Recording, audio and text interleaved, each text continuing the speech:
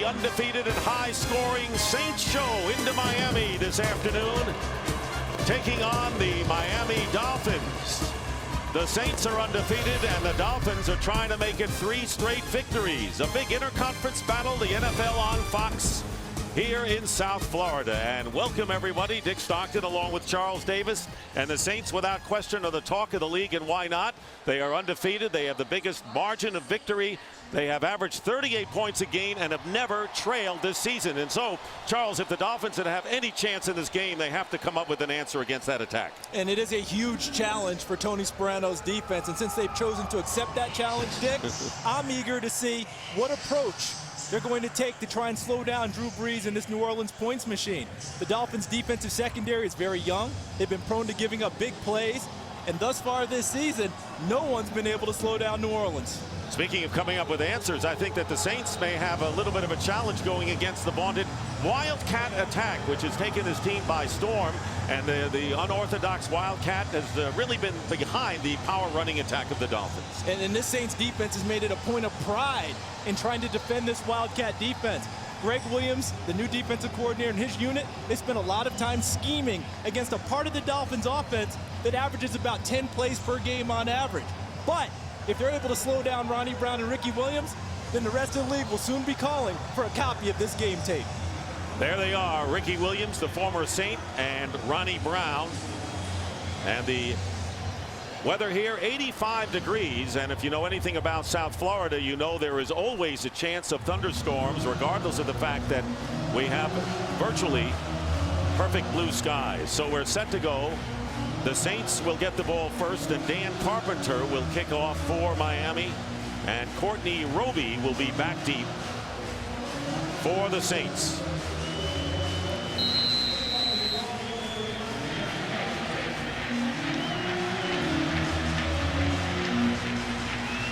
And the game is underway.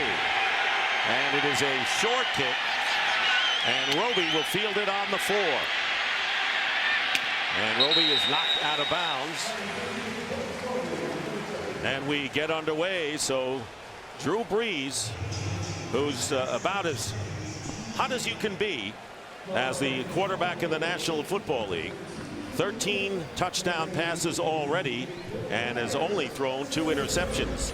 And the Saints offense, the offensive line, has protected Brees superbly and have paved the way for a very solid running game as well, Charles. Yeah, and he has a lot of targets. 7 different Saints scored touchdowns against the New York Giants.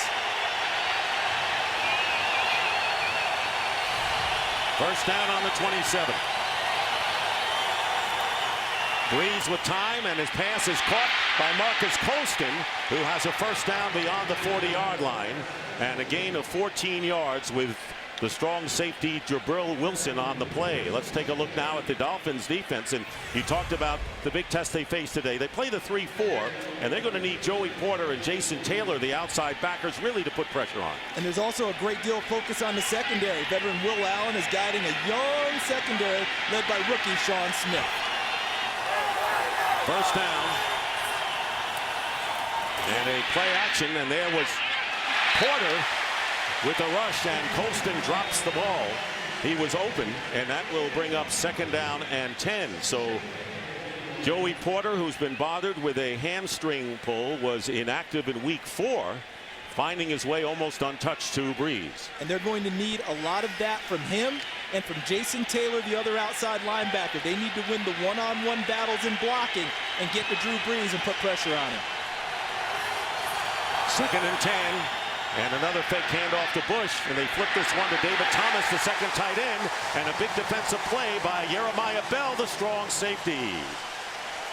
And we welcome those of you who are watching the Vikings and the Steelers in their game earlier on Fox. The Steelers victorious 27-17.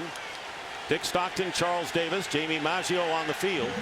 And just the start of things between the Saints and the Dolphins. Sean Payton, in his 4th year as head coach, Tony Sparano and Payton were colleagues at Dallas under Bill Parcells, who's now the head of football operations here in Miami. 3rd and 11.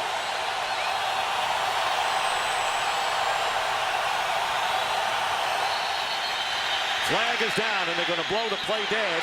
Pass is caught, but it's no play. And the penalty. False start. False start. Number 78. Offense. 5-yard penalty. Third down. John Parry and his officiating crew, so we'll replay third down. Right there, John Stinchcomb, the right tackle. He gives just a little bit of a twitch, and Jason Taylor sees it and goes on the motion and draws the penalty. Third down and 16. That's how you get to be 5-0. You lead the league in points, and you have the leading turnover differential. +9 for New Orleans. Third down and 16, and the pass thrown underneath to Pierre Thomas, and Thomas will run it out short of the first down by 2.5 yards, and it was Tyrone Culver, the nickel back, who was there to make the big stop. Otherwise, the Saints would have moved the chains. That was a really good catch by the running back on that play, to be able to catch the football thrown to him in a short space with a lot of his pace on it. Devon Bess is back deep, and a timeout is called by the Dolphins. No punter had come out. They had lined up in a trick formation, Dick, and the Dolphins didn't have an answer for it and called timeout to make sure they didn't get caught. Charles, very alert calling a timeout. People always say, well, you have to spend one. Well, in the first half, it doesn't matter as much, obviously, as the second. Take a look. What do you notice here? Nope. Everyone else is out there, no punter. The Dolphins trying to match up, trying to figure out what's going on. Remember, it's 4th and short. So if you're the Dolphins now, you're probably going to leave your defense on the field and do what they call punt safe. Make sure the ball is punted. All you want is possession of the football and not let them fake it and get a first down. The Jets faked 2 against the Dolphins earlier this year. Rookie Thomas Morstead punting to Devon Bess, fields it at the 16. Starts out with some running room. The Saints have not been that strong in coverage on kicks, and a return of 14 yards after the 35-yard punt. We'll see Miami with the ball. Today's game on Fox is sponsored by Southwest Airlines. Go to southwest.com, grab your bag, it's on. The New Orleans Saints, for the first time this year, did not score on their opening drive, and now let's see what the Dolphins do starting from the 30. 2 tight end formation to start the game, and the pass is caught by Ted Ginn Jr. and a gain of about 5 yards. And Chad Henne in his 3rd start, good numbers, and led the game-winning drive against the Jets 2 weeks ago without making a mistake. This is his team without question. The Dolphins offensive line powering that Wildcat and leading the #1 rushing attack in the league. And Ronnie Brown can run and throw out of the Wildcat, and we just saw wide receiver Ted Ginn catch the first pass of the game. He's been gaining in confidence with each week. 2nd down and 4, and the handoff to Ronnie Brown. And Brown is stopped after a pickup of a yard by Roman Harper. The Saints strong safety, and taking a look at New Orleans, they are strong against the run. Troy Evans in his 8th year makes his first start for Scott Fajita at linebacker. And in the secondary, safety Darren Sharper has been tremendous in the early going. He's been pivotal in the Saints defensive turnaround. He has 5 interceptions already. 3rd down and 4. All the Dolphin receivers line up to the right, and Henne going that way and making the catch and holding on to Devon Bess. A great throw, but Devon Bess making a huge catch and a Miami first down after the gain of 8. Devon Bess coming from the sideline inside and then going back outside and working in the secondary.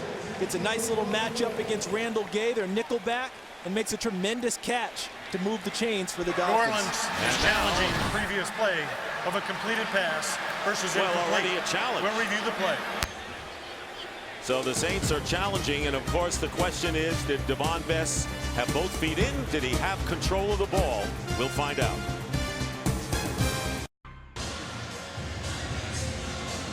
Let's see the end of that challenge. Was it a completed pass? There's ball coming free. See, as he's going down, watch. There's the football going to the ground. Now, Sean Payton, the Saints coach, was right there. He immediately, no look at kidding. this. Here's the head coach. Who's got the best view right here? He didn't need help from upstairs because he's all over the play. He thinks there's no catch. And see, the ball is actually hitting the ground there too. So I think the Saints are going to win this challenge. Ball right out there.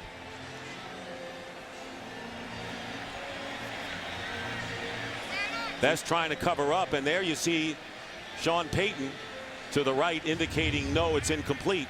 How often do you hear from coaches that sometimes the sideline? But you figure he's going to signal that anyway. Has a malfunction, therefore we did not review the play. The play will stand as called. Fourth down on the right that's the first time I have heard that because of a malfunction, the play will stand. So in that case, that's first down Miami. And as you know, it would have had to have been indisputable visual evidence anyway to overturn the completed pass. And as I was saying, Dick, how often do you hear coaches say sometimes the sideline is the worst possible view for a play? In this case, it was the best possible view for Sean Payton. He saw it clearly, but because the machine was not working, he's going to lose a challenge. And also, you have to also put in the caveat that, of course, he's going to rule for the Saints. Of course he's not going to say, yes, he caught the ball, but now he is arguing with John Parry, or not arguing really, but trying to get the explanation. What can you do? There was a malfunction. He's trying to get the machine fixed. Unfortunately, you can't fix it from there. So as you point out, Charles, it will be a first down for the Dolphins. And they'll mark the ball at the 44. So Devon Best making the catch and doing a good job of saying he made the catch. You got to sell it on both sides. And right now, Chad Henne is on the field and lined up to the right. So this is the Wildcat with Ronnie Brown getting the snap. Henne lined up to the top of your picture. On the first down. And no handoff, the direct snap run by Ronnie Brown, and he gets about 4 yards on the play. We'll mark it at the 49, maybe 5. Most Wildcat plays start with some type of misdirection fake. This is just pure sweep. Look at that. Following the running back, there's Justin Smiley, the offensive guard, following his blocking back, Lusaka Polite, number 36, and Brown picks up good yardage. And once again, Chad Henne is split out to the top. It'll be second down and 5, just shy of midfield. And here is Ronnie Brown, and Brown is going to try to find running room up the middle, and he'll be short of a first down by a couple of yards as Remy Adele, the brother of Aiken Adele, who's playing for the Dolphins, makes the stop, and it'll be third down and about 1. This is what the Wildcat has achieved, as you point out at the outset, just about 10 plays a game, but it's proved to be a great asset for the Dolphins. Yeah, with a high of 16 plays in their last victory against the Jets. Pivotal in that win, too. Third down and 1. Now Henne back to the conventional offense. And it's Lusaka Polite, the fullback, busting his way to a first down at the 45. Interesting to me, Dick, is that they get the first down on 3rd and short out of their conventional quarterback under center. But if you go back to the first 2 Wildcat plays, even though there was no quarterback, what they ran essentially was a toss sweep on the first play. And the second play, they ran an isolation. Just they took the quarterback out as the middleman and snapped it right back to the running back who was going to carry it. And you know, Charles, the Dolphins really haven't run the Wildcat with the quarterback on the field. So we're seeing a new wrinkle today. First down. Best goes in motion. Ricky Williams is the tailback, and play fake to Ricky Williams, and Henne will go to Williams out of the backfield, who is ridden out of bounds by Scott Shanley after a gain of 5. Ricky Williams, who played 3 years with the Saints, but said no emotional attachment because none of the players I played with are with the Saints any longer. Nor the people who drafted him, people who coached him. It's a whole different organization. There you see, in his first 5 years, 3rd most rushing yards in the NFL. Was out of football, and the Dolphins have welcomed him back. Well, the last 6 years, essentially 2 years lost for him. Not with the same opportunities.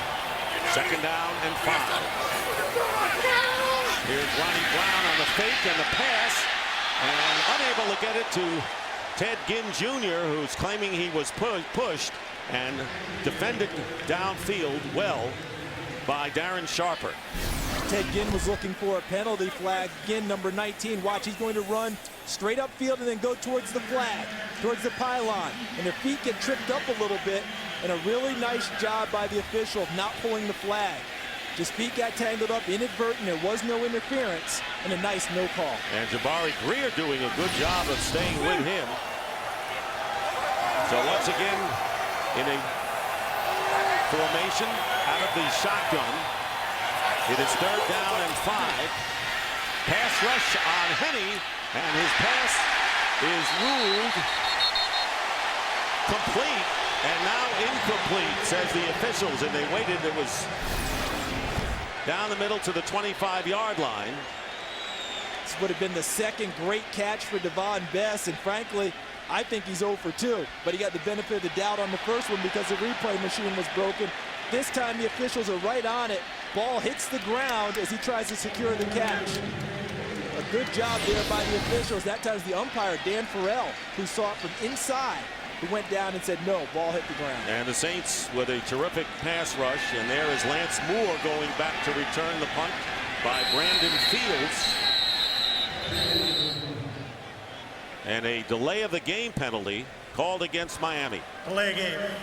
Offense. 5-yard penalty. That penalty's been declined. 4th down. And the reason you decline it, because you take away the margin for your punter. All right, when it's shorter in, that's a tougher punt, trying to pin it deep as opposed to getting the 5 yards. Miami wanted the 5-yard penalty. New Orleans smartly declined it.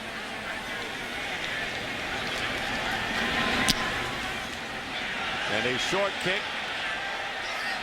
And Moore calling for the fair catch on the 5-yard line. First time that Lance Moore has gone back in the punt returner. No score. Saints ball when we come back. Today's game is sponsored by Lowe's. For all your home improvement needs, Lowe's. Let's build something together. By Ford. Drive one. And by McDonald's.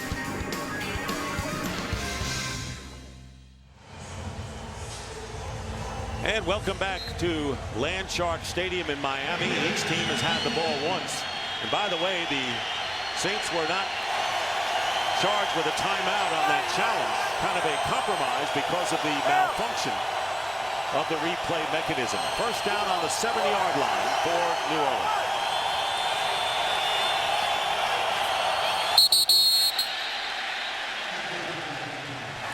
False start. Number 74. Offense, half the distance. Ramon Bushrod, First the down. left tackle, and that'll be half the distance. Still first down. Notice Miami's defensive front did a lot of moving and shifting, trying to confuse blocking assignments for New Orleans. Actually took Jason Taylor from one side of the formation to the other to try and get him a free rush with Drew Brees. One thing that the Dolphins know about Drew Brees is that when he is in rhythm like any outstanding quarterback, there's no way you can stop him. So you've got to come up with a reason for him to be a little hesitant. Thomas went in motion, 1st and 13. And another penalty flag. And another delay of the game. So 2 straight delay of games against the Saints.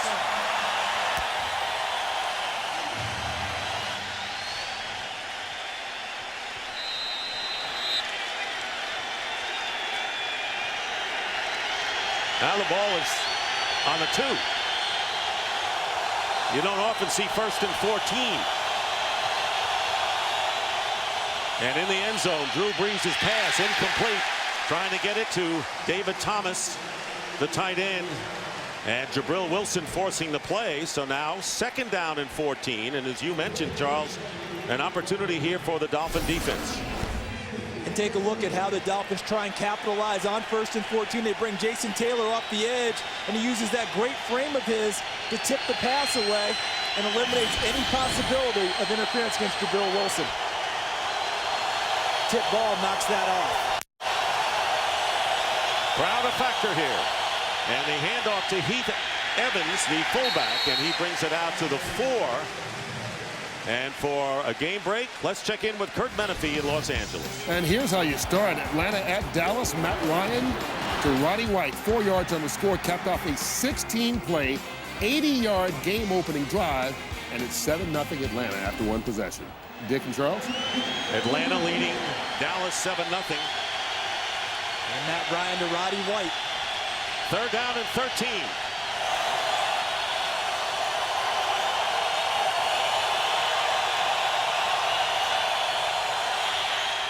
And Drew Brees passing, and it's intercepted. Tyrone Culver diving in.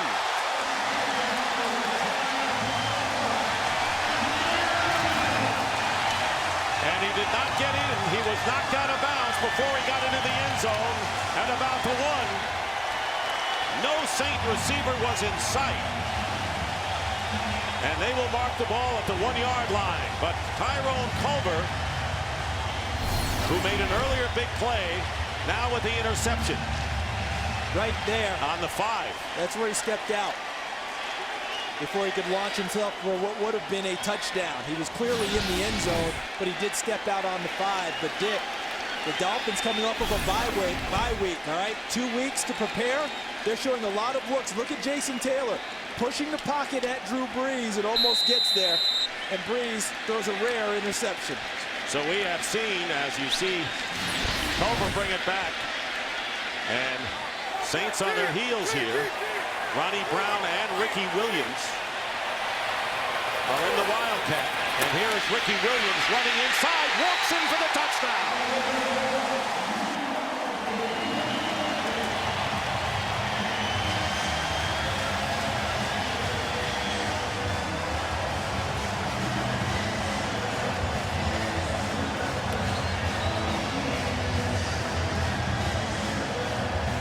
Whether there's any emotion or not for Ricky Williams to score a touchdown, Charles, against the New Orleans Saints has to be huge for him. Without a doubt, and to give his team an early lead. And how often in the Wildcat have we really seen Ricky Williams back as the point guy taking the direct snap? 2 weeks of preparation, we're seeing a number of different wrinkles early from the Miami Dolphins. Dan Carpenter adds the extra point, and so the interception by Tyrone Culver sparks the Wildcat. And the first score of the game, the Dolphins lead the Saints 7-0.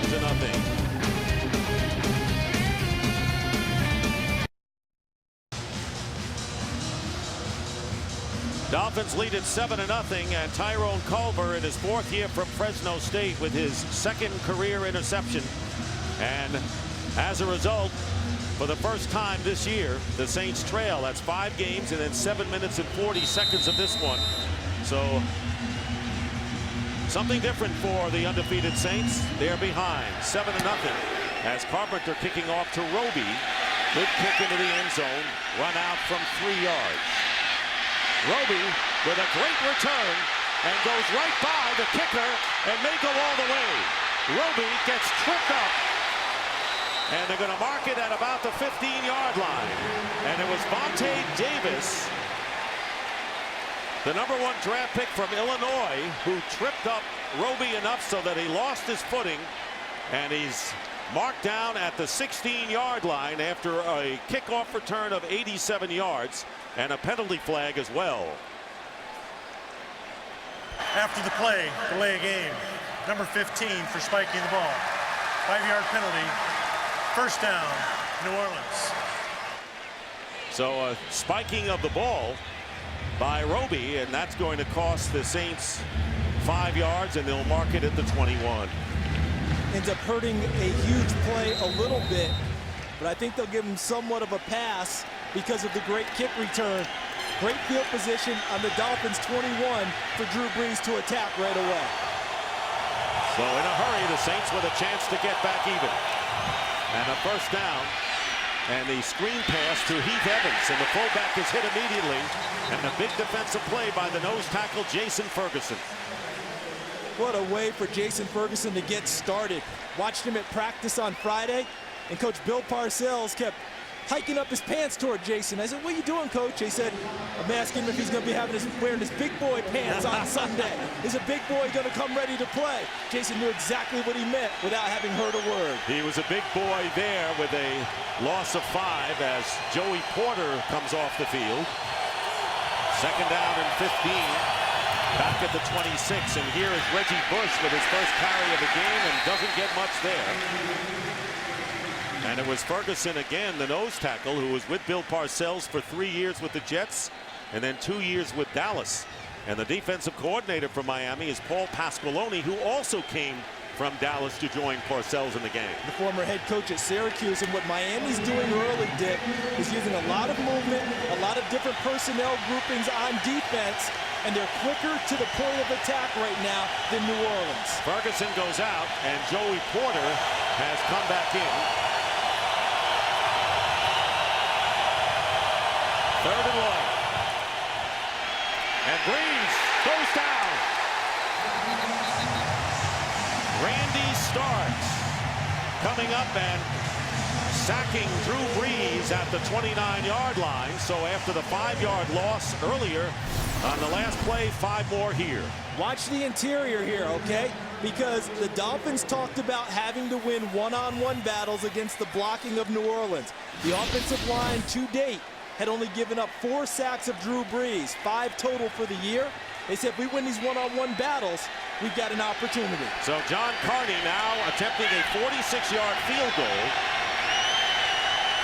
on 4th down. And John Carney kick is good, and the Saints get 3 out of an impressive 87-yard kickoff return. They were looking for more. So in the first quarter, 5:06 left, it's 7-3.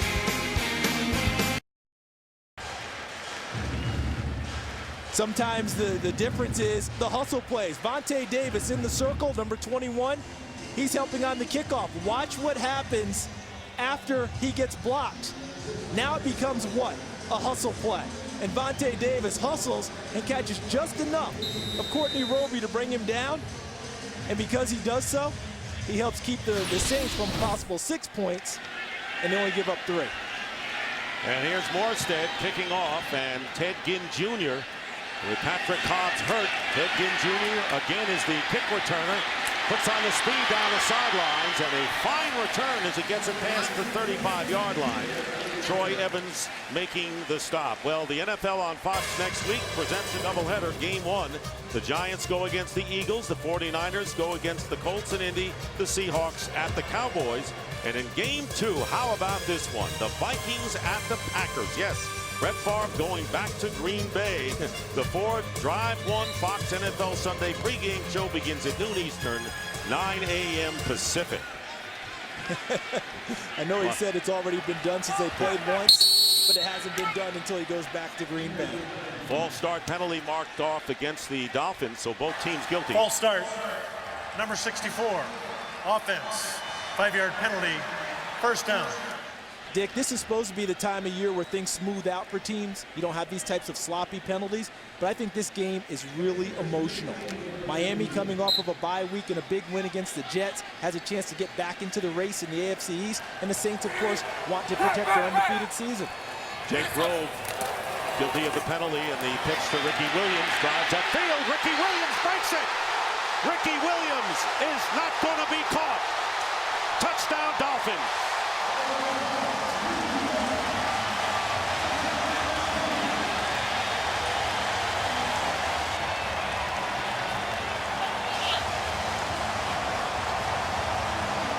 And how about the block Lusaka Polite put on to free Ricky Williams, who has scored his 2nd touchdown of the game.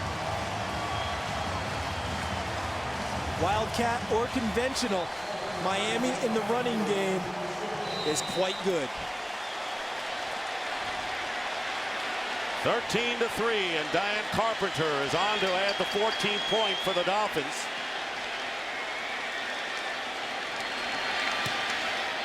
And the kick is good. Ricky Williams with a 68-yard run for the touchdown. A stunning start to this game in Miami.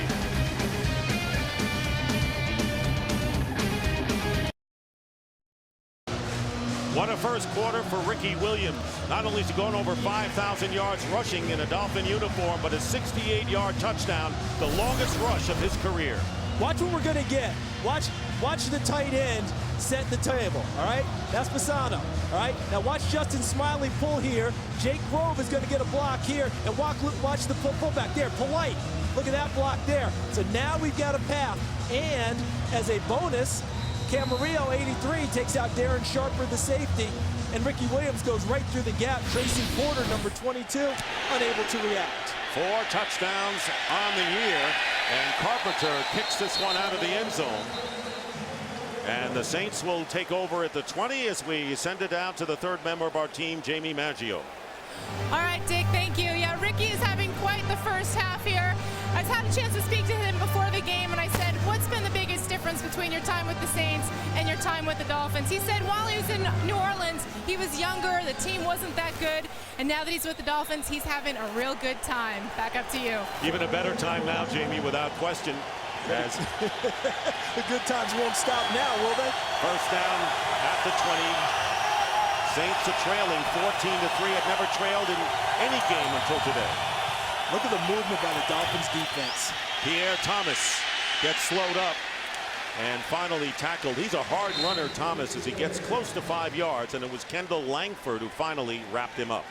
People forget that Pierre Thomas is the reason that Rashard Mendenhall, later a first-round choice of the Pittsburgh Steelers, and now they're starting running back, did not start for a long time at Illinois. Pierre Thomas was ahead of him, and he couldn't beat him out, and there was a reason. He's a quality back. So Pierre Thomas in his first 4 games, compared to a year ago, night and day. Reggie Bush comes in, and now he is lined up, split to the left on 2nd and 5. Breeze getting out of danger in his pass, unable to make the play as Sean Smith, the rookie from Utah, battles Reggie Bush all the way, and the pass incomplete, bringing up 3rd down.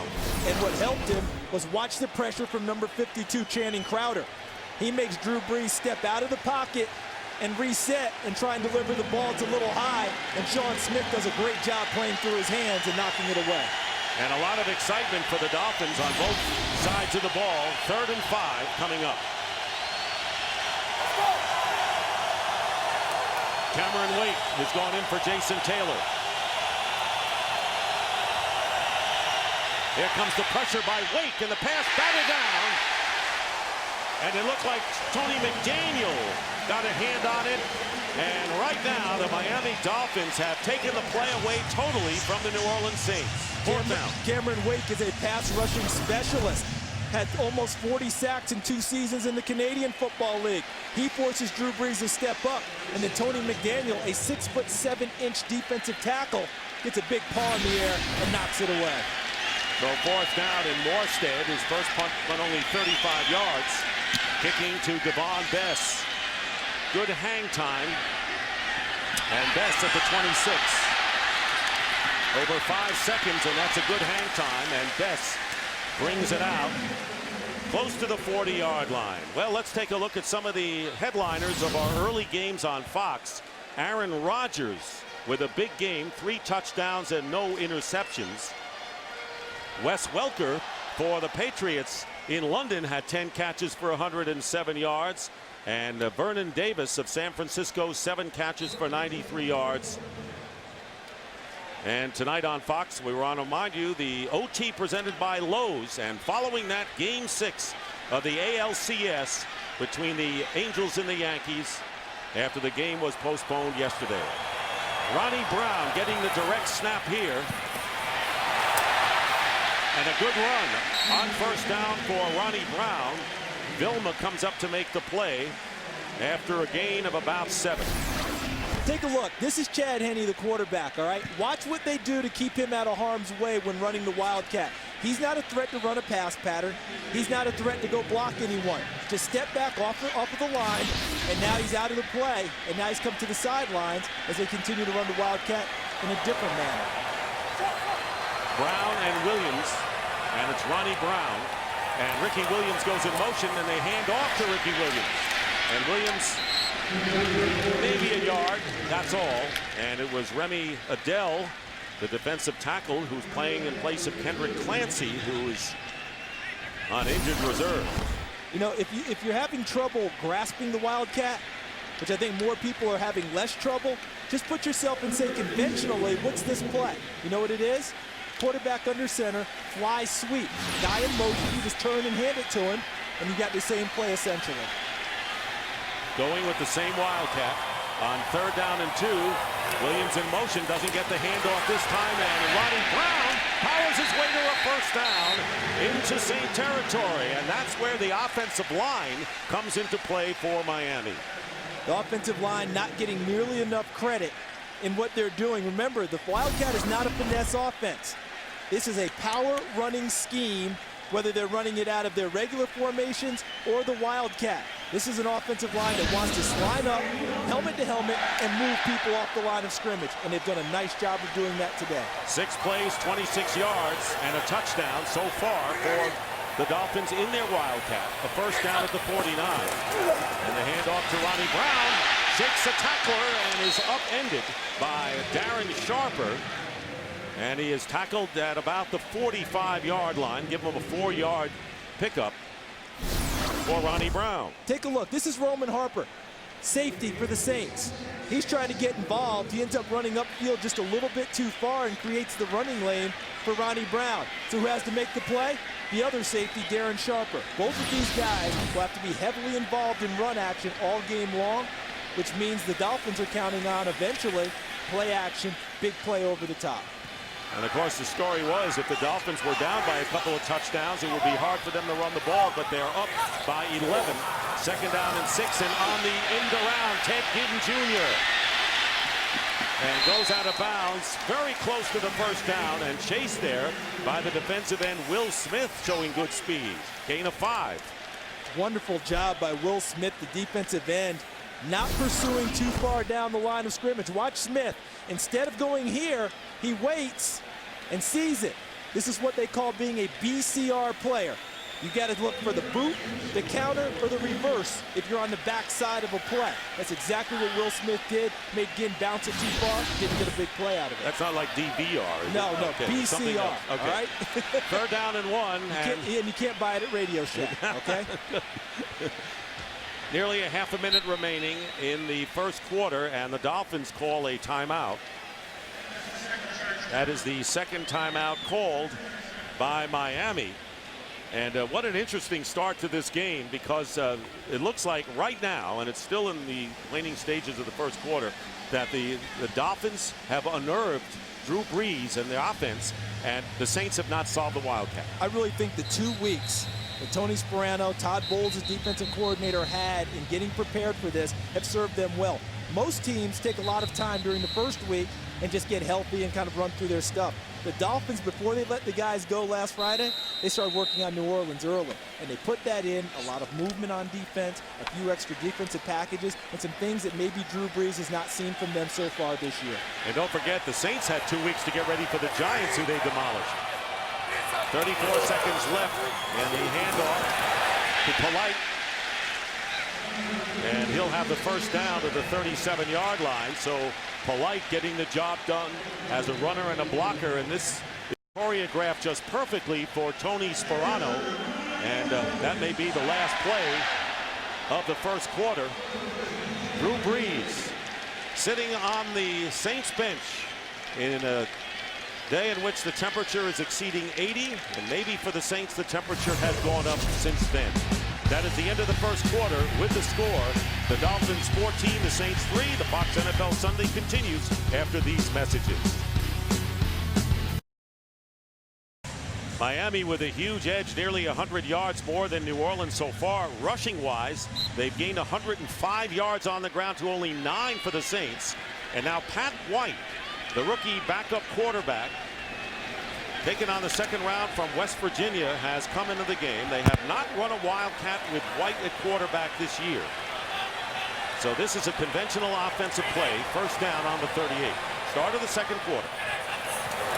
And White on an option carries it and brought down. So good hustle that time by Jonathan Vilma the middle linebacker, and a loss of 4. And a really nice job. Watch the guys up front control the line of scrimmage, which allows what? The linebackers to flow free to the football unblocked, and that's exactly what happened. Jonathan Vilma, number 51, shoots the gap because he did not have to take on a blocker at all and makes the play. So there was your college option play. Went right to it. It was not Wildcat, conventional offense, but with a wrinkle. An option quarterback from college running it on the pro level. So Chad Henne goes back into the game on 2nd and 13. Henne looking one way, and his pass is caught by Camarillo inside the 20-yard line. Greg Camarillo with his first catch of the game, tackled by Tracy Porter at a gain of 23 yards. Take a look, they get run Devon Bess inside in the slot, 15, and they run him short, which leaves Camarillo, number 83, to run a one-on-one route against Tracy Porter, the corner, and Camarillo wins the battle. And what did Chad Henne tell us when he was at Ohio State? Tracy Porter, playing for Indiana, was a target of his often in college. He'd like for it to be the same target today, off to a good start. Now they go back to the Wildcat with Ronnie Brown, and he gives to Ricky Williams going wide, not going to get anything, and the Saints read it perfectly. And Jonathan Vilma leads a board of 3 defenders and a loss of 3 for the Dolphins. Really nice job by Jonathan Vilma on back-to-back plays. That's him right here. He's going to read his keys, and again, look who's unblocked. Jonathan Vilma. And he just slides down and then shoots the gap, and a good job by Darren Sharper, number 42, setting the edge, and Troy Evans, number 54, not allowing for the cutback by the runner. Jonathan Vilma fined $10,000 for his helmet-on-helmet collision with Eli Manning last week. Again, Ronnie Brown. This will be the 8th Wildcat play, and no handoff to Williams, and Ronnie Brown slowed up. Darren Sharper comes in to make the tackle, but Will Smith started it all. So a bunch of the Saints, including Roman Harper, we can name about 7, and no gain on that play. They shut the back door on this play. The Dolphins have done well with the sweep so far, but watch how they shut the back door here, meaning they read their keys and they don't let the fake take them away. 3rd down and 14.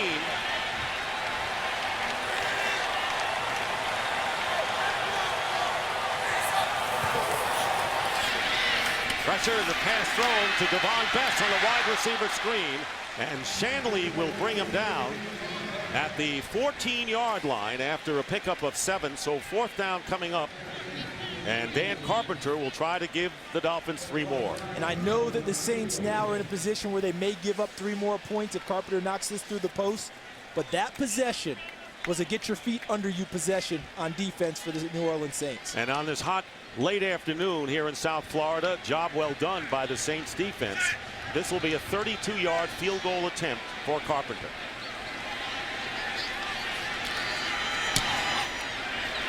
And the kick is good, and the Dolphins extend their lead to 17-3 over the Saints. Carpenter 8 of 9 from field goal range this year. Today's game on Fox is sponsored by State Farm. To us, nothing's more important than being there. By Toyota, moving forward. And by FedEx, we understand your business could use a Dick Butkus pep talk.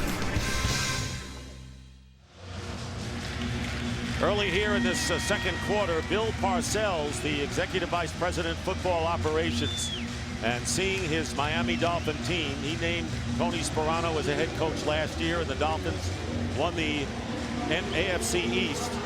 And watching his team move out to the lead, and great confidence in Sparano, who was the offensive line coach in Dallas. And here's the kickoff by Carpenter. Back deep is Roby, and Roby runs it out from a yard out. Great kick by Carpenter because it was right on the edge in the end zone, and Jason Allen making the tackle after an 18-yard return. So how they've been getting to Drew Brees and disrupting the New Orleans offense. Look at the movement by the Dolphins on defense, trying to confuse blocking schemes. And then they're winning one-on-one battles against their offensive line and putting pressure on Drew Brees. And last but not least, they are quicker to the point of attack right now than New Orleans has been all game long. And Charles, the Saints haven't had the benefit of any kind of good field position. They're starting first down here from their 17.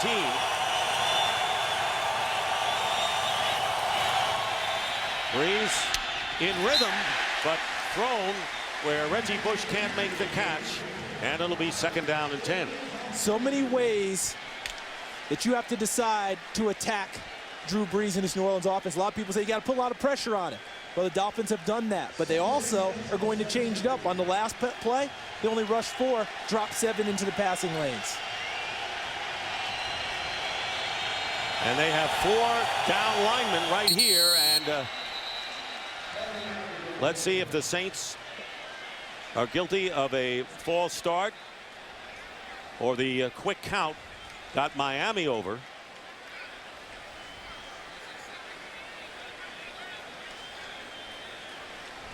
Neutral zone infraction. Number 99 on the defense, causing a reaction of the offense. 5-yard penalty, second down.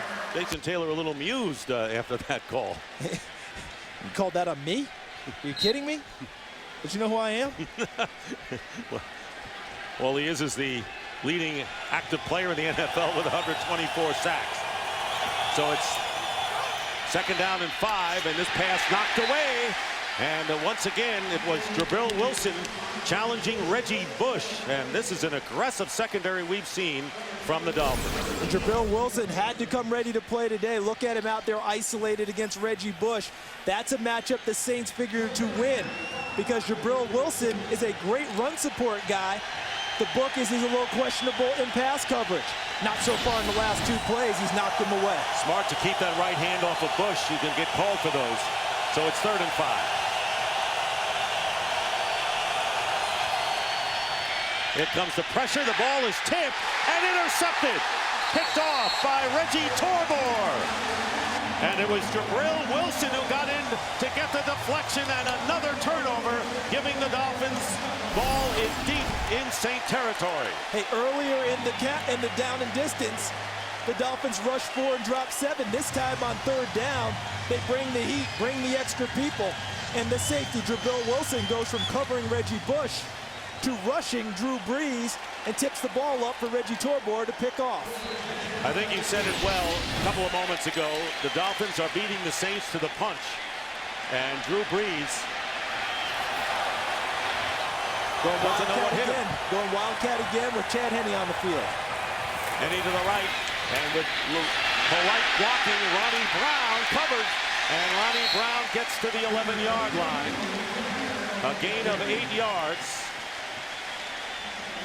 Drew Brees, when he throws 2 interceptions, the Saints' record is 1-13. And already in the first half, Brees has thrown 2 interceptions, one to Tyrone Culver and the other one on a deflection to Reggie Torbor. And he came into the game having only thrown 2 all year. Well, this is a different start to the Saints. But they're used to second down and 2, and here's Ronnie Brown, second effort. And it's Jonathan Vilma who hit him first, and the Saints may have prevented the first down on that run. And despite the 2 interceptions, you know the Saints have plenty of confidence in Drew Brees and their offense. Thus the test now for their defense. Make Miami attempt another field goal in this situation. Don't let the game get away from you early. If they can do that again, they'll feel good coming off the field. And as Tony Sperano told us, we've got to finish drives because threes won't get it done against this team. Exactly. They're down in 1, and here's Lusaka Polite, and he'll have the first down to the 9-yard line. First and goal for the Dolphins. How about Lusaka Polite, known as a blocker, but today, 3 for 3 carrying the football in short yardage situations and picking up first down. Look how he's stymied originally, and look at the spin, keeps his legs driving and falls forward for the first down. To the delight of Tony Sperano, so it's first and goal at the 8, and Pat White has come in again at quarterback.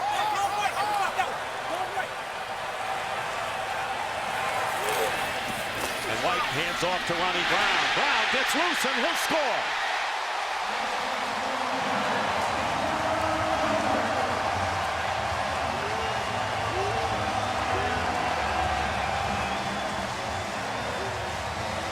Charles, I don't know if the Miami Dolphins and their fans dreamed of what this scenario would be in the first half, but we're about halfway through the second quarter, and they already have a 23-3 lead. They knew the formula, but they didn't know if the formula was a secret or not. And it's obviously not now, because everyone's seeing it. Power running and getting out ahead of the Saints. Keys to trying to win a game. Dan Carpenter with the extra point, making it 24-3. And that is the 7th touchdown for Ronnie Brown, as the Miami Dolphins rolling over the Saints midway through the second quarter. Here's a team, the Saints, coming in leading the league in turnover ratio with a +9, have turned it over twice, and the Dolphins have scored 2 touchdowns as a result. Carpenter kicking off again. Roby will run it out. And knocked out of bounds. The only time the Saints have been across midfield thus far was on Roby's kick return, as Ronnie Brown refreshes on the bench. Ricky Williams has scored 2 touchdowns. Ronnie Brown 1. Dick, when we talked with Tony Sperano before this ball game, he said something very telling. He said, hey, we want to take the Saints where they have not been before this season. We want to take them into the 4th quarter with the game in doubt. They're about 2 quarters early in getting them to that point. First down on the 25. Hand off to Pierre Thomas. Good run by Thomas. He's always been a hard runner, and he may have a first down. Needed to get to the 35. And let's check in with Kurt Menefee in a game break. Remember that Atlanta score on the opening drive? Well, they've turned the ball over 3 consecutive possessions. The last one, the Matt Ryan fumble, set up this play. Tony Romo to Miles Austin, 59 yards for the score, and the Cowboys have taken the lead 10-7. That one in the second quarter. Dick, Charles, and Jamie. Turnovers. Turnovers the key area. We're seeing it here in our game. Atlanta squandering opportunities at Dallas, and the Cowboys capitalizing. Second down and 1, and the handoff to Thomas. And Thomas finding his way, clawing his way up to the 40-yard line, where John Smith eventually stops him after a 6-yard pickup. So we see the Saints in the backfield, the fake to Reggie Bush, and Thomas carrying. He comes in as the leading rusher for New Orleans. And I think at this stage of the game, the Saints trying to get themselves settled, the Dolphins moving a lot along the defensive front, trying to confuse blocking schemes. You're averaging 160 yards a game running the football, New Orleans. You might want to run it a bit now to try and settle your team down. First down, play action for Breeze. He had to hesitate, but he completes it to Marcus Colston. And Colston getting into Dolphin territory to the 36-yard line, a 23-yard pass and run. And another great way to settle things down is throw it to your best guy, running through the middle of the field. A great target. Great job by Breeze showing the touch, dropping it over the big guys and in front of the secondary. And Marcus Colston, all 6'4", 225 of him, picks up a first down. Goes to the sideline, had 166 yards and a touchdown against the Giants. First down at the 35, and Pierre Thomas, maybe a yard. We're looking at 2 good running teams and 2 good rush defense. We know Miami's #1 in the league in rushing, but Miami has the 3rd best rushing defense as well. And a lot of, when you want to measure toughness on a team, you often look at those stats. How do they run the ball, and how are they against the run? And both of these teams have shown their toughness in the early going of this season. Second down and 10.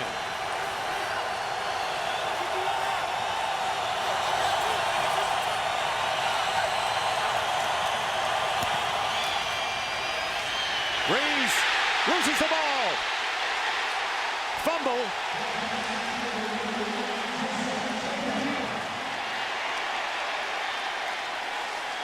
And it was Jason Taylor who forced it, and the Saints recover. As the Saints very nearly turned it over for the 3rd time in this first half. All right, watch the big guy, Jason Taylor. It's just a one-on-one battle with Jermon Bushrod, number 74, the offensive tackle. And Taylor, known as a speed rusher, used a little bit of bull rush there to get past him and knock the ball free. And it looks like John Stinchcomb, the other offensive tackle, wins the battle for the football on a 50-50 play. And Stinchcomb is shaken up on the field. We'll take a timeout. 24-3, a shocker so far in South Florida. Today's game is sponsored by Sprint. This is the NFL Now, only from Sprint, the Now Network, official wireless service sponsor of the NFL. Third down conversions, and here's a pass out to Devery Henderson. And the first catch of the game for Henderson. Nate Jones was right there, and a gain of 8 yards, so fourth down coming up. And the field goal team coming on. Now, John Carney, who kicked the field goal in the first quarter, now has 2,000 career points. And that is fourth all-time in the National Football League. But if he makes good here, he'll pass George Blanda and move into third. This is a long one, 50 yards for Carney, the 45-year-old. And the kick is no good as he hooked it. So not only does he miss the 50-yard kick, but the Dolphins will get the ball in better than decent field position as that kick goes left, and the score remains the Dolphins 24, the Saints 3. Want to take a look at a great coach, Don Shula, the all-time leader in victories. 1997 Hall of Fame inductee. His 72 team went 17-0. And there's Dick Anderson, who was part of that group that won the Super Bowl. They won back-to-back Super Bowls. First and 10 for the Dolphins on the 40 after the missed field goal, and Ricky Williams drives ahead for about 4 yards. This weekend, the Dolphins are having their alumni celebration for both the 82 and 84 AFC championship teams. A lot of great players, a lot of great teams coached by Don Shula. And you mentioned the 72 team.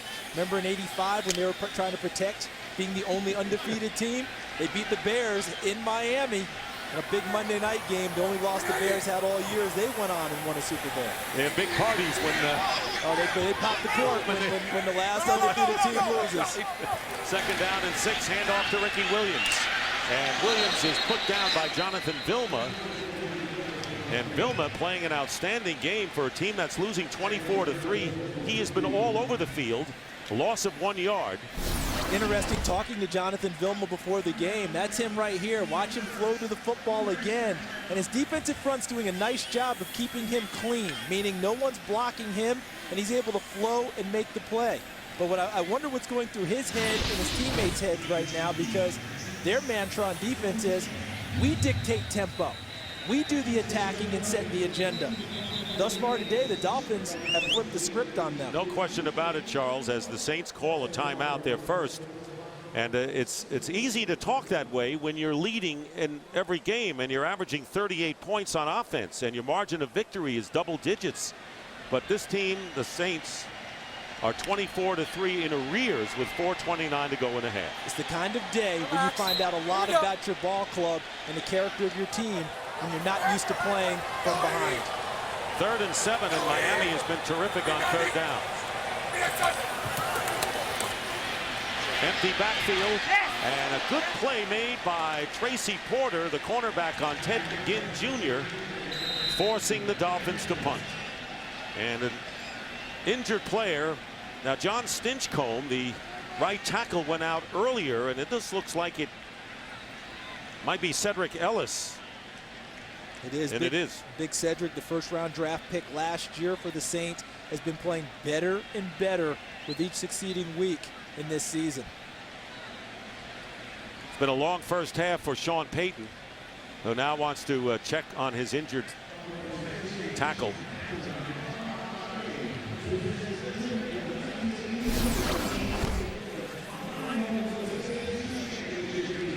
Right behind Roman Harper, number 41. See him getting flipped over the pile. Looks like Justin Smiley, number 65, as he got caught in the crowd. Right in the middle of that pile. There goes Cedric Ellis over the top of Smiley, clutching his leg. So that's the second lineman injured for the Saints. The right tackle and now the defensive tackle. Right tackle on offense.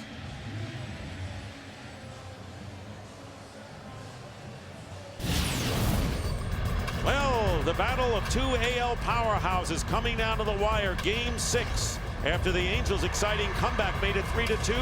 Game 6 tonight from Yankee Stadium in New York begins on Fox exclusively at 8 p.m. Eastern, 5 p.m. Pacific, following the OT in high definition only on Fox.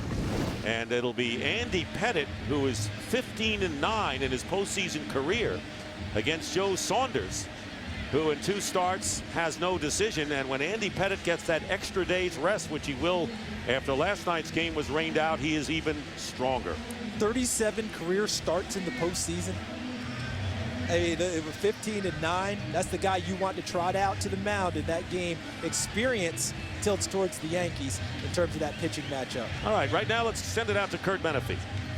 Well, Carson Palmer's the guy you want in your fantasy team today. He's got 4 touchdown passes, and they're still in the first half. This one to the ex-Jet, Lavernius Coles, makes it 28-0. They now lead 31-0 over the Bears, and there's still time left before halftime. Dick Charles and Jamie.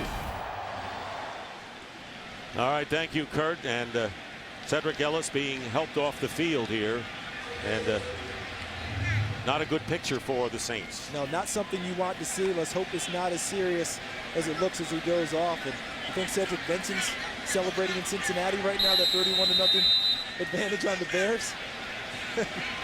He is.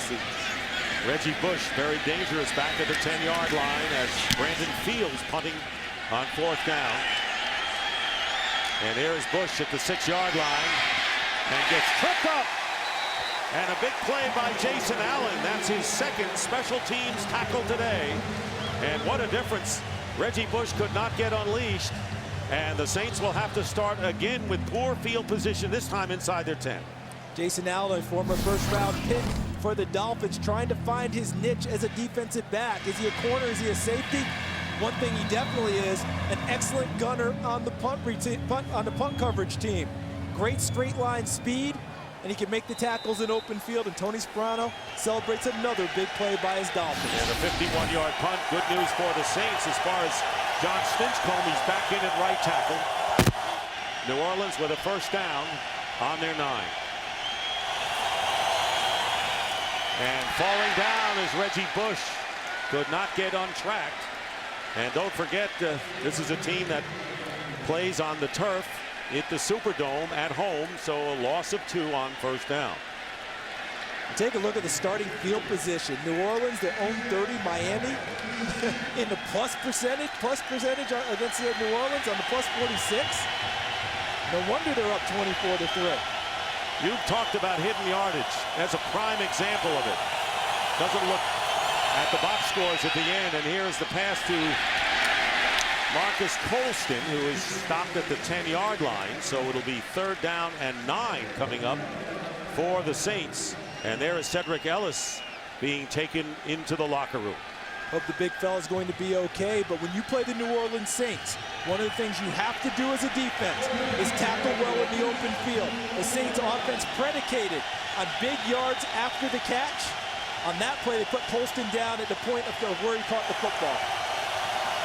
3rd and 9.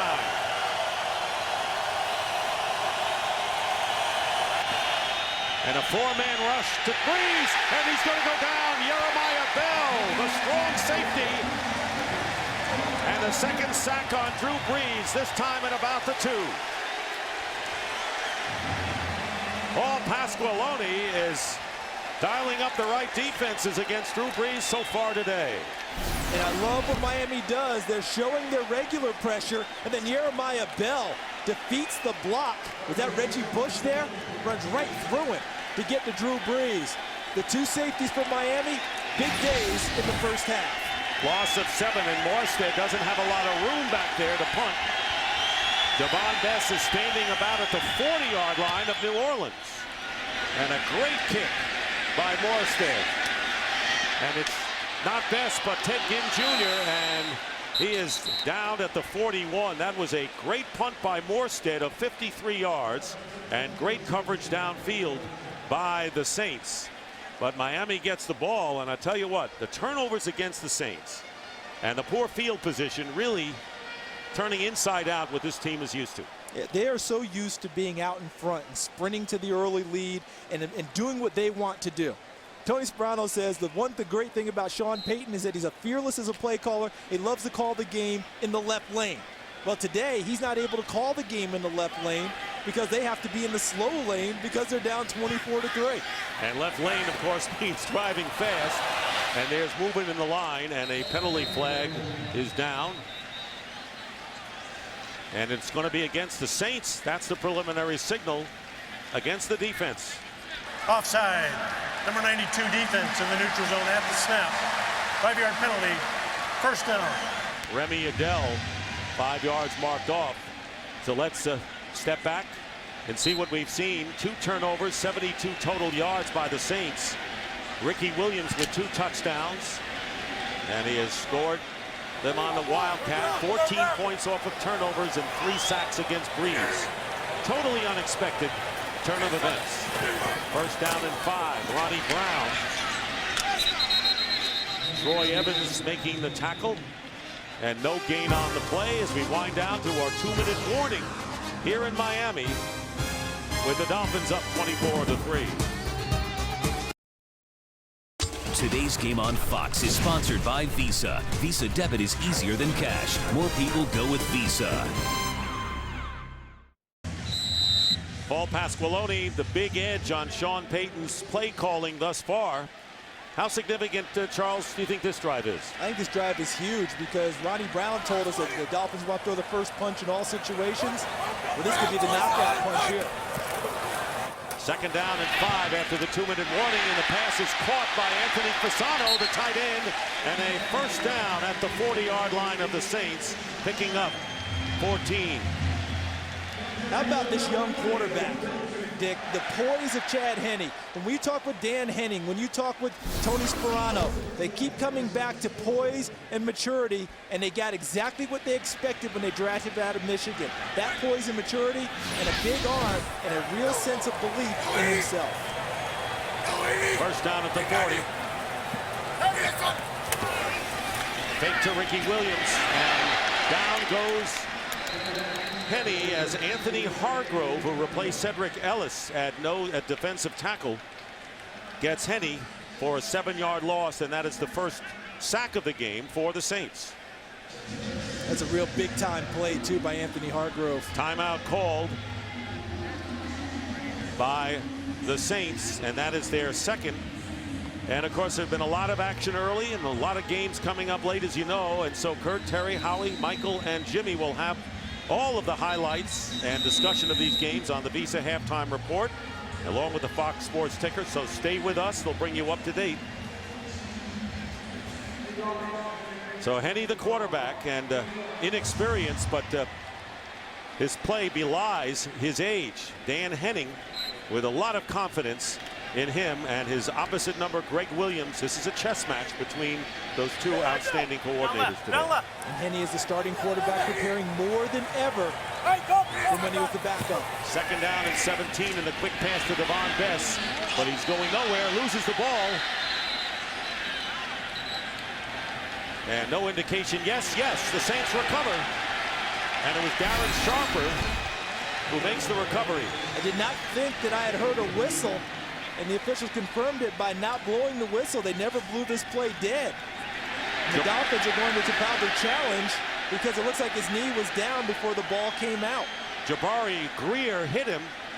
Watch. See, the ball is left knee right there. The knee is down. He still has possession of the ball there. The left knee was down, and then the ball came loose. And did you notice there was a hesitation of all the players after that?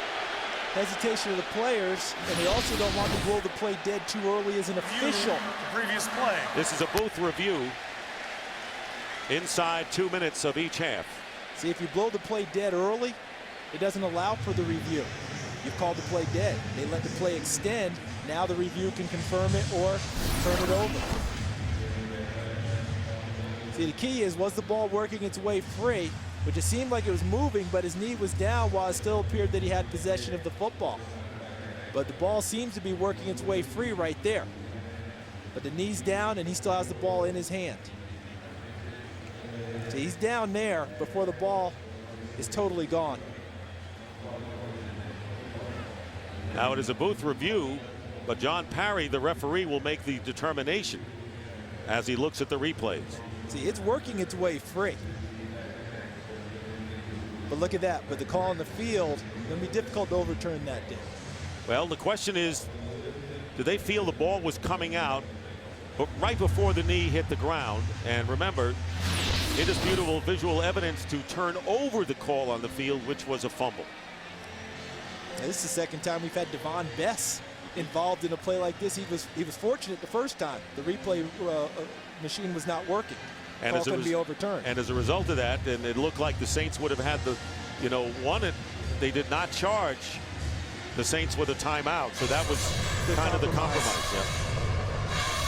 The OT later on, BCS standings. A look at all of the games, highlights, and discussion with our great group out in Los Angeles. And that's coming up after the game, and then that may be just the appetizer for Game 6 of the ALCS. Yankees, with a win, will go to the World Series to play the Phillies, which you'll see on Fox exclusively. So there is no reason to turn your dial the rest of the afternoon and evening. You know, Dick, when we were talking about Chad Henne, the young quarterback, and coming out of Michigan, played in that big-time environment. And Dan Henning told me one thing I thought was interesting. He said, the kid has been through some adversity, too, and I kind of cocked an eyebrow at him. When you tell you played at Michigan, how much adversity are we talking about? He said, hey, he went 0-4 against Ohio State and kept swinging. He said, you know something, when you lose 4 games to Ohio State at Michigan, that's a big deal. He understands disappointment. He understands getting knocked around a little bit. And so far, he's come in and been everything we've been looking for in a quarterback. You know, Charles, playing in Michigan, you play before those big crowds at the big house, right? 100,000 plus every week. Yep. And, he's played in bad weather because you're playing in the Big Ten. He's played in good weather. Remember, he started as a true freshman then. All right, got the job the week of the opening game due to some injuries to other guys. And one thing he told me that I thought was significant, I never get mentored by an older guy there. I'm getting mentored by an older guy now. Confirmed prior to the left knee being down, the ball was jarred loose. Therefore, New Orleans. So that's the first turnover by the Dolphins, and that was a really good review and call, because at first it looked like the knee had hit the ground, and then you noticed that the ball was starting to come out, and there was no way they were going to overturn the ruling on the field fumble. So the Saints will get the ball on their 49-yard line. And they avoided the knockout punch there, Dick. That was big. They did not let Miami go downfield and score on them right before the half. Now they have an opportunity to take it down and score themselves before the half, which means what? You feel much better. And that'll change the complexion of that game if they can score. Saints have 1 timeout remaining. First down on the 49. Drew Brees has time and goes underneath to Lance Moore, and Moore picks up about 7.5 yards on first down. I'm looking at the Miami defense, and I'm noticing on a lot of plays now just 2 defensive linemen with their hands on the ground, using a lot more linebackers on the field, rushing from different angles at Drew Brees. I see one right now, one defensive lineman on 2nd down and 3. Brees' pass, and unable to hold on to it is Marcus Colston, and aggressive defense by Nate Jones on that pass. The Dolphins defensive backs have done a really nice job playing through the hands of the Saints receivers today to knock balls free. Excellent job by Nate Jones pulling the arms away from Marcus Colston and preventing the catch. Colston has caught 3 thus far. So let's see what the Dolphins do here. Randy Starks has been the only man to have a hand down, and he is again. Saints 0 for 7 on 3rd downs. And there's the quick pass to Reggie Bush. Can he get free? And he gets free enough for the first down inside the 40. And we have under a minute remaining, a pickup of 5 for the Saints. Just went to a wide receiver screen with Reggie Bush as the wide receiver, where he brings it back inside and follows his blocks to pick up the first down. Still 1 timeout left for New Orleans. And Porter was across the line. Free play. And going over to check with the referee. Offside, defense number 55, unabated to the quarterback. 5-yard penalty, first down. See, I was thinking free play, but because the league does a great job of protecting the quarterback, when you have a rusher unabated to the quarterback, they blow it dead immediately. In other normal situations, you get a free play and a chance for a big play downfield. Terrific point. So now first down and 5. There's Colston. And Breeze getting a rush, steps up, and the pass, holding onto it is Jeremy Shockey, and the first time they've gone to the tight end. And a first down for the Saints just beyond the 25-yard line. Jabril Wilson, who's also had a good first half, defending on the play, an 8-yard pickup. And the Saints using their last timeout. And this could be a mood-altering drive for the Saints.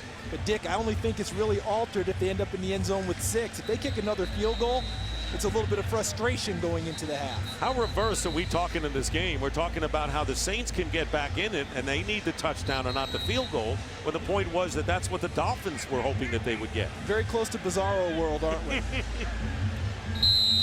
First catch for Jeremy Shockey, who caught 4, including a touchdown grab against his former team, the Giants, last week. Tony McDaniel, number 78. Now there are 2-3 down linemen for Miami. On first down, Breeze has time, but going underneath. And it was Devery Henderson, and the big tackle by Jeremiah Bell. Under a half a minute to go, 5-yard gain. They're out of timeouts.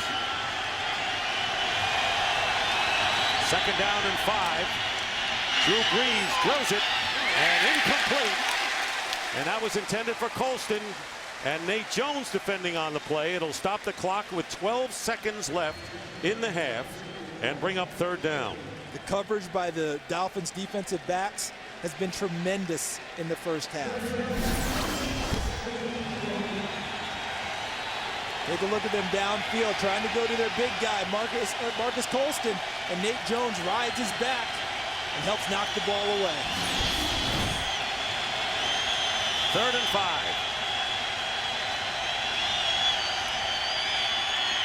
Breeze stepping up, and his pass is caught by Colston. Touchdown Saints. As Colston gets the ball across the plane, and the Saints get their first touchdown of the game, and yes, it changes the complexion of this game. What the Dolphins could not manage against the Saints defense and what New Orleans did offensively. That's exactly right. Mood-altering score for the Saints heading into the locker room. And what a throw by Drew Brees. Back shoulder to Marcus Colston away from the defender. And that is the 5th touchdown catch of the year by Colston, and number 14 throwing by Brees. And John Carney on for the extra point with 5 seconds left in the first half. Look at Colston trying to get into the end zone where his knees down before he's able to get the ball to the goal line. They're reviewing this. Remember, it's a booth review. Last 2 minutes of the half.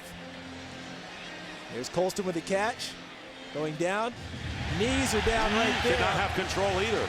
And did he take it and get it into the end zone?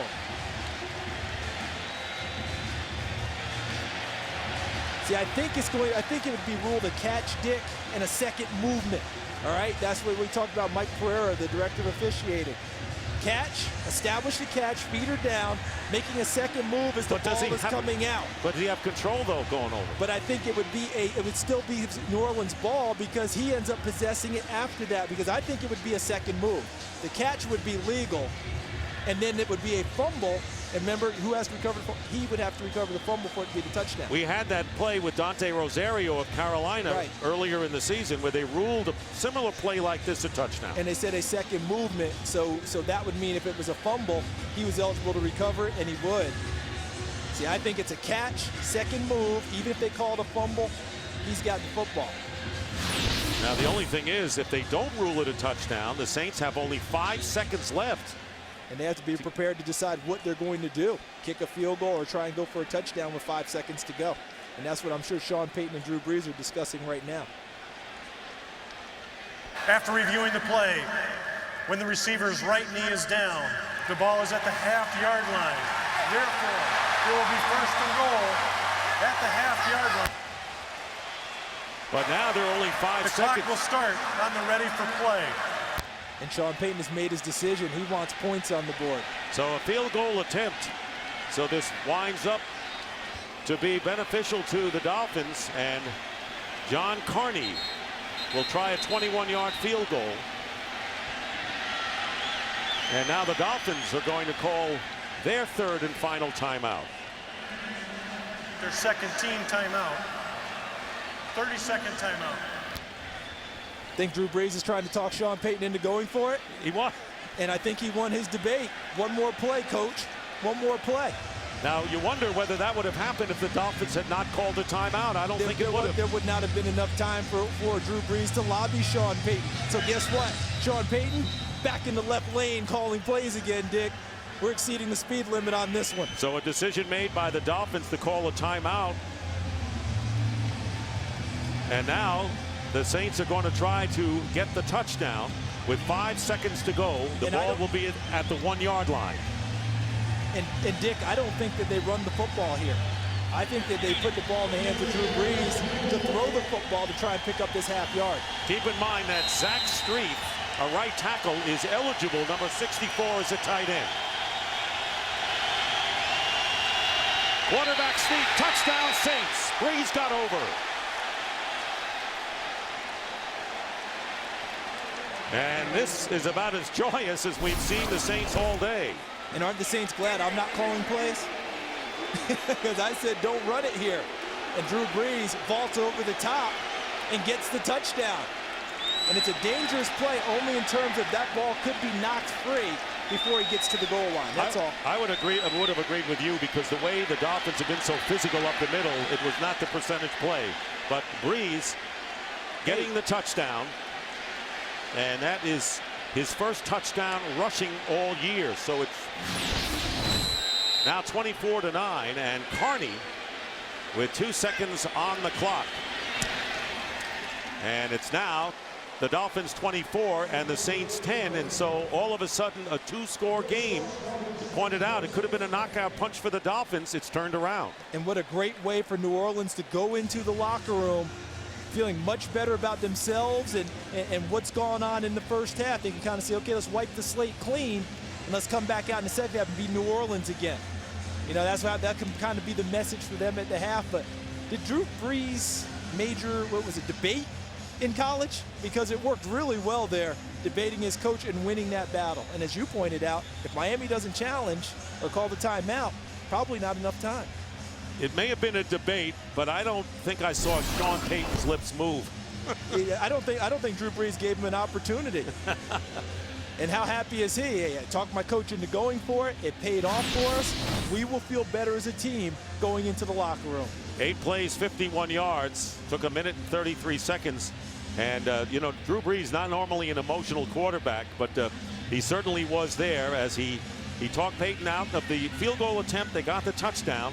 And against the Saints, with their ability to put up points, this is a tenuous 24-10 lead for Miami. What a way to finish the first half. You pointed it out. Miami unable to get anything on their last drive. New Orleans gets a touchdown. And the ball kicked on the ground and taken by Reggie Torbor, and that will end the first half. So at one point, the Dolphins led 24-3, but the Saints get a score later. That is the end of the first half. Fox NFL Sunday will continue with the Visa halftime report after these messages.